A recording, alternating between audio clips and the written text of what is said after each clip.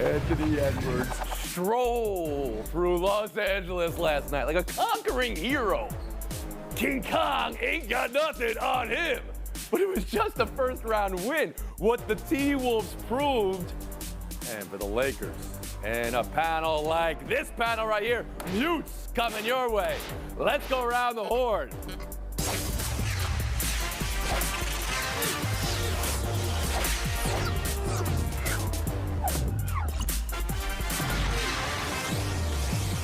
Gonna have to mute everybody at this network back to the Stone Age for the Lakers picks. Look at this. This was a few days before the playoffs. 10-0 Lakers. You know what happens when unanimous, you miss.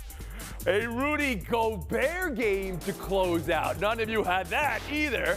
Anthony Edwards evolving into the apex predator you always knew he was. Walking the streets of Los Angeles in victory. And for LA, this exit to see LeBron and Luka like that in defeat in round one. They were supposed to carry them through in round one in 5 games. In the micro, maybe they were too micro, small ball. Maybe Redick's rotation burned out. Bill Plaschke, Los Angeles Times, took it in stride. Lakers season ends in humiliation and hope. So, I'm looking for the #1 reason why the T-Wolves won in 5. Was this more about what Minnesota did or Los Angeles didn't do? Around the horn, Justin Tinsley. I'm going to focus on the Wolves, and the main reason is their strengths preyed on the Lakers' weaknesses. Let's start with Rudy Gobert. Held the Lakers to 29% shooting when he contested their shots. Oh yeah, by the way, Rudy Gobert, first player in NBA history to have a 25-20 game while shooting 80% from the field in a closeout game. Wow. Also, their bench mollywopped the Lakers bench, 134-155 in the series, including 47-10 over the last 2 games. And last but not least, the Wolves. We were waiting to see this Anthony Edwards and Julius Randle combo really come together, and they did at the end of the regular season. But in this series, Julius Randle shot almost 50% on 23 points a game, and Anthony Edwards was just the best player in the series, in a series that included Luka and LeBron. All right, I asked for 1 reason. I got about 10, but I appreciate that. Courtney Cronin, around the horn to you. Is this more about what the T-Wolves did or the Lakers did? I just want to channel some Anthony Edwards here before I get started. So around the horn, can of corn. Woody, you have been forewarned. The Lakers were supposed to win in 5 in the eyes of a lot of people because this was a series that was billed to be the Wolves versus Luka and LeBron.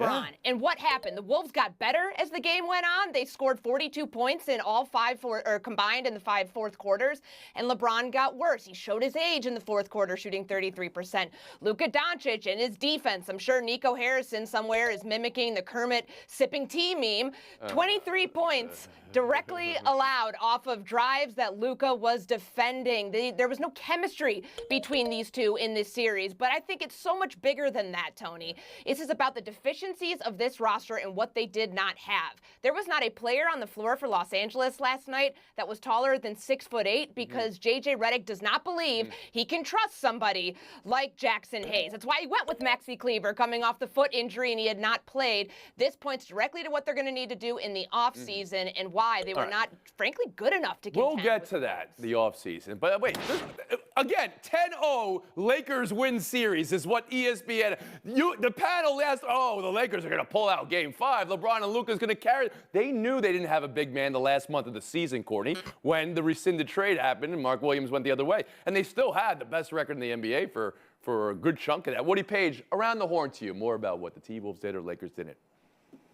I want to join Justin. I really appreciated the Timberwolves all year long. I saw them play the Denver Nuggets here, who won the championship 2 years ago, and they just overwhelmed them in 4 games, beating them easily. And I went, boy, you got to watch this team. Everybody's talking about the Thunder, but you got to watch those Timberwolves because they came close and could have, I thought, been a real NBA championship type team last year before they made the trade. And watching last night, Julius Randle, the way he fits into that team now, and even Mike Conley going in the corner, making 3-pointers, that is a team.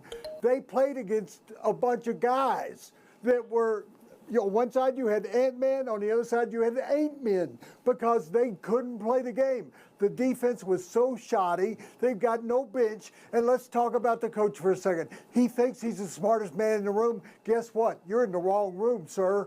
You have not matured as a coach yet. And we saw that in the game before this when you're playing your old team that looked tired last night. Why weren't they tired? Because they had to play most of the game, the one before. So, yes, I respect what the Timberwolves did, but the Lakers were just so shocked. Yeah, what you said. I'm here to talk about the Timberwolves, and then you found yourself ripping the Lakers, and I think I sensed a smile. You can't help yourself. Kevin Clark, help us. Was this more about Minnesota or what the Lakers couldn't do? It's the Lakers. If you have Luka and LeBron and you go out with a whimper like this, it's about how you failed to build a team in the last couple of months. I'm learning what I think most viewers learned a long time ago, which is I'm an idiot. I believed even last night the Lakers still had a chance in this series because I drank the Kool-Aid, which is Luka and LeBron were the top two active scorers in elimination games. They were supposed to be clutch. Instead, the Lakers were the worst fourth quarter team in these playoffs in points per game, field goal percentage, basically across the board. They couldn't do anything. They did not operate at their normal level. This was a weak roster with a top-heavy twosome that didn't deliver. This was a disaster. Catastrophic failure by the Lakers. Woody, before we sat down, though, you said something, and now I need to ask you to say it again because I know you didn't. You said if they had Anthony Davis, they win this series. That's a spicy meatball. That's of course in a world where the Doncic trade was on the lips of everybody. We get it. You make that move 10 times out of 10. But in this matchup, you think they needed a big man, of course. But then the other side of that, Woody, is Doncic. Was he really Doncic for the Lakers? And what do you think it was? And how do you think this summer plays out? Well, I think he came to the Lakers, and not only did he try to endear himself to the community, to the team, and it still hasn't worked. It just really hasn't. I don't think he fits in as well as everybody thought in Los Angeles he would, because we did say at that time, can LeBron and Doncic exist together because they need the ball? Well, I think in the offseason, the first thing, I'm always thinking about the Lakers saying, who do we put around LeBron? Well, now you need to be thinking about who you're putting around Luka.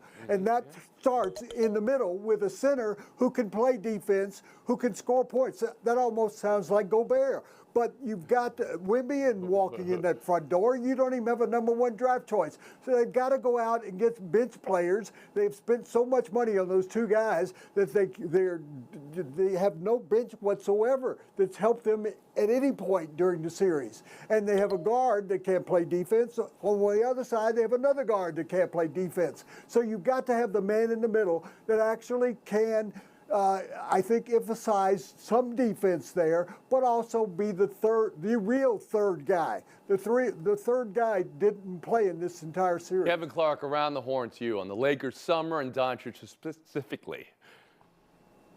I can't believe what I'm hearing. A couple months ago, we said this trade was the gift of all gifts for the Los Angeles Lakers. Now we need a Rudy Gobert type? Nobody was saying that a couple months ago. LeBron and Luka are two of the best building blocks in the sport. They're going to figure this out. The bench numbers in this series were an absolute disaster for the Lakers, but give them an offseason. They've got some ammo here. They can trade Austin Reeves if they wanted to. All you need is a little more defense, some depth there. They can figure this out. There are a lot of GMs who would kill for the Lakers' problems right now in the NBA, and I'm guessing they sort this out. Justin Tinsley. Yeah, I think a full offseason for Luka in LA will do wonders for him and LeBron and the team as a whole. But here's the thing. The Lakers have to go into this offseason with a huge sense of urgency. No one knows this, not even LeBron, but I feel like the end is very, very close. Like year 23 is next year, so the Lakers have to make a move. And a lot of these moves have already been said. We understand the importance of a big man.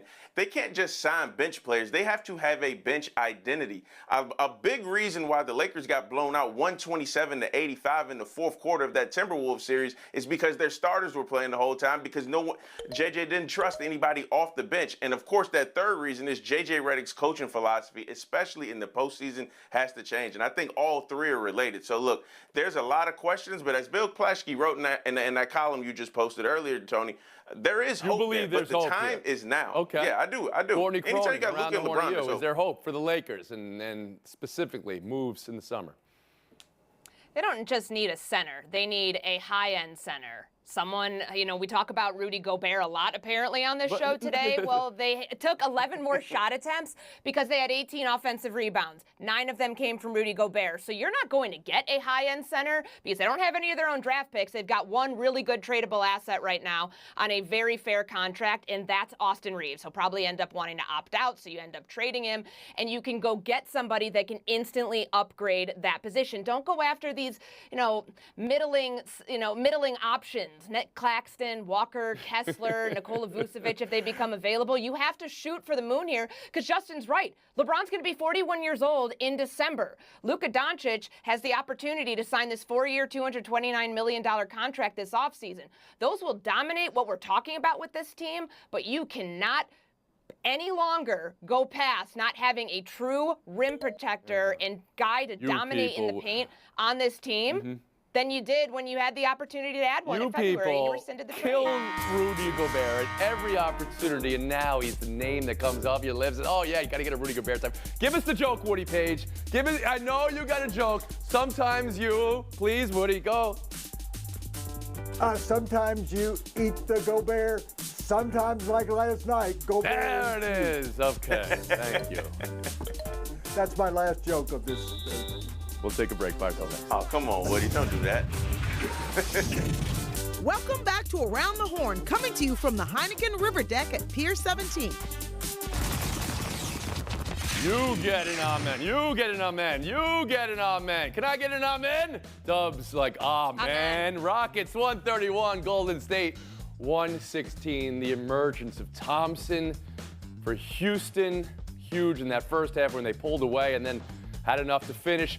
A bizarre storyline in this game and series, Steph Curry's thumb. It's not right now. We know that. There is an allegation that Houston is hunting the thumb on jump shots, smacking down on the shot. Even if a foul's called, they're all right with it. On Curry's release to make contact here, Courtney, buy or sell concern for Curry's thumb and for the Warriors in the series and the tactic of hunting the thumb that maybe you see Houston doing. Yeah, a little hack-a-Steph action going on there. The refs haven't done anything to control this series, so I'm not surprised that this is the result of it through 5 games. But yes, I do have concern right now for Steph. He's 10 of 25 in the last 2 games. After that 36-point explosion he had, he's only scored 30 the last 2 nights. That's a problem, and I think it absolutely is directly related to his thumb. Now, defensively, the Rockets are giving the Warriors fits. That 2-big zone that they ran last night with Şengün and Adams in the front court, that's a big problem. But we've said all along, they've got to have somebody other than Steph or Jimmy when those two are being contained. It's got to come from somewhere else with the Warriors. I do have confidence at the Warriors bench because they played so much the other night. Those starters were actually able to rest. I think that they will end up closing it out when they go back. Justin, let's start specifically the tactic on Steph Curry and Houston hunting that thumb. Is that how you see it?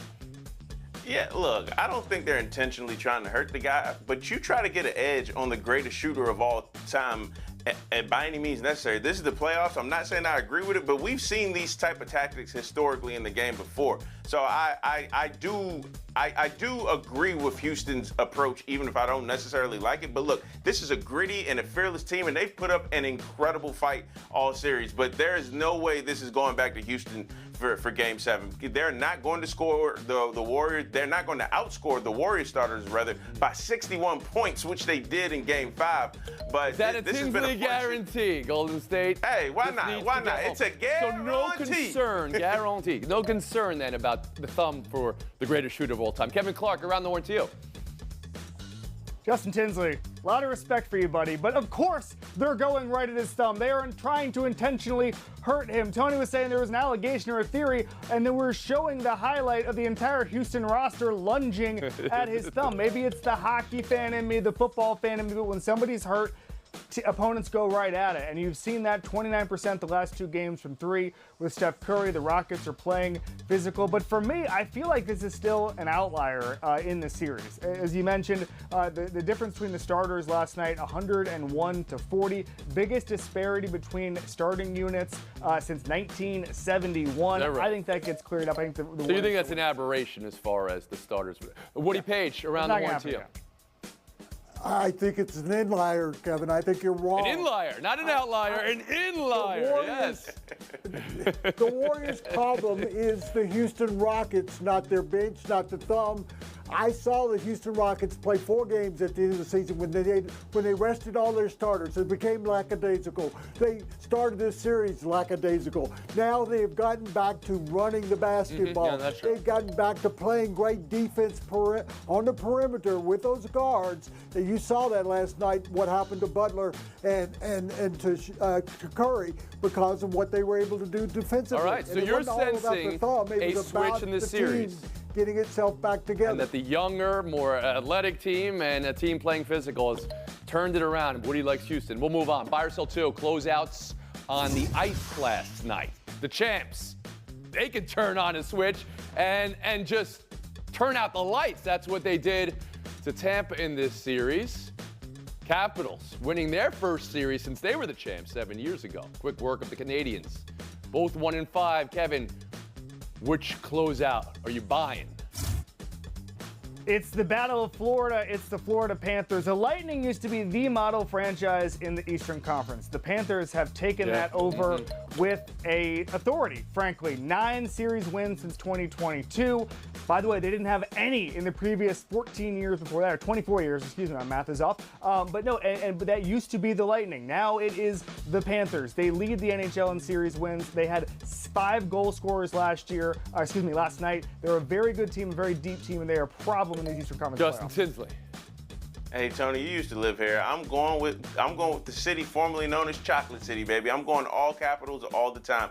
Look, this was their first series win since 2018. This is the first time they clinched the series since 2015, and it was in large part because they were actually effective on the power play last night. Strome was playing great, but honestly, Thompson and that 923 save percentage, that's what's really got this team going. There's a lot to feel good about this Capitals team. First time to clinch at home, I think, is the stat you were giving since 2015. Yes, since Of course, 2015, they won the yes. Cup in 2018. Cronin, around the horn to you. The Panthers have been here before, putting the Lightning out in the first round like they did last year in 5, but this feels so different because the two teams have been beating the hell out of each other. This entire series, we're going to remember how contentious this was and just how dominant Florida's been. There's not been a single game this series that's been decided by 2 or fewer goals. Brad Marchand's line was fantastic last night. Sergei Bobrovsky in goal. Go back to that second period and watch those back-to-back saves when the game is 3-2. He has been tremendous.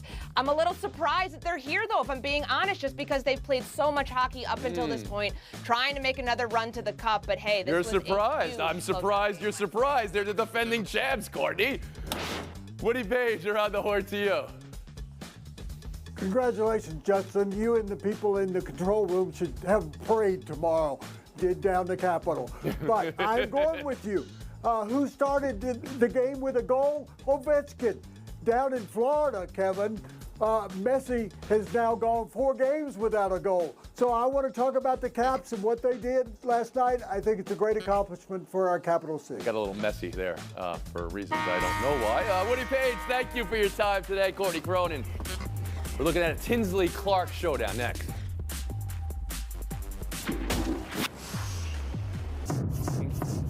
Will the Knicks be able to close it out tonight? Will they be able to get their stars checked into the game on time?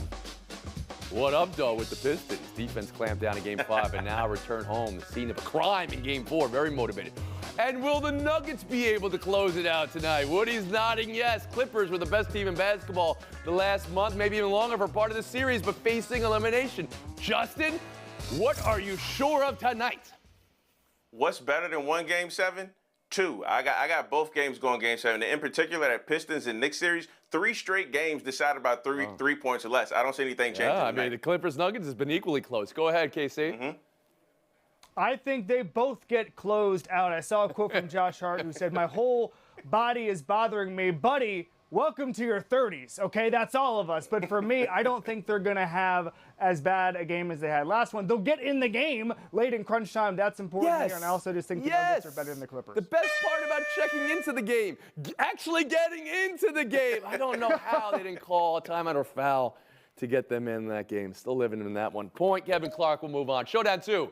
keeping closeout as our mission statement here. Always be closing. 4 game 6s tonight in the NHL. How many series end? Toronto's up 3-2 on Ottawa, but has ghosts of their playoff past. Vegas looking to end the Wild. Dallas has turned it around real quick. They're up 3-2 on Colorado. Edmonton trying to finish off the Kings. I just threw a lot at you, Kevin Clark, but you could handle it. How many of these series end tonight? Vegas, Stars, Oilers, over. The Maple Leafs' wounds will be opened once again. 1-13 in elimination games in the Austin Matthews era. The Ghosts are going to be out in Ottawa. Senators win. Justin Tinsley. Tony, I got all of them ending except one. We get one more game of Connor McDavid versus Denault, Philip Denault. That's been one of the most intriguing matchups all postseason. That's going 7. The rest of them, they're All over. right. I'd like to see that, actually. We'll split the point. Ooh, tied. If we were to win, Justin Tinsley, what would your FaceTime be? We saw Anthony Edwards walking through the streets of L.A. earlier, but talked about that I earlier. want to talk about his ascension as We a talked about him earlier. Thanos-like KC, megastar. how about you?